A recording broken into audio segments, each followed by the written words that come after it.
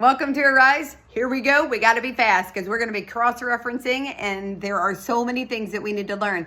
Matthew chapter 18:18. Assuredly, I say to you that whatever you bind on earth will be bound in heaven. Whatever you loose here on earth will be loosed in heaven. And we need to comprehend that. That comes right after 3 verses about talking when somebody has sinned against you and they do not want to resolve that conflict. They will not seek forgiveness. They will not make things right with you.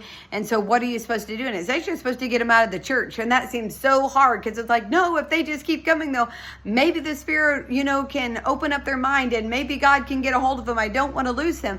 The problem is that it says get them out of church because their contamination, could cause others and quite the division within the church. It's so hard though. I have to say that is a conflict within me.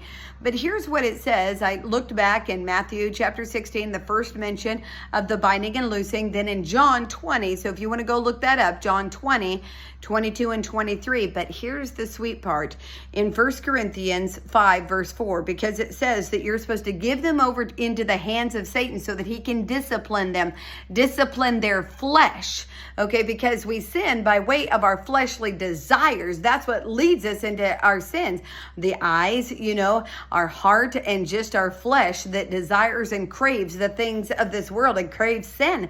And we want that eradicated from our lives because we want to be pure before the Lord and we want to be as a living sacrifice before him.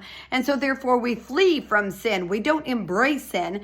And so what do we do with somebody who doesn't want to get rid of it? We're supposed to give them into the hands of Satan so that he can work them over in their flesh, but also so that in the day of salvation that their spirit is saved. Do you understand that? So yes, give them over to the enemy to work over their flesh, but so that they can be saved.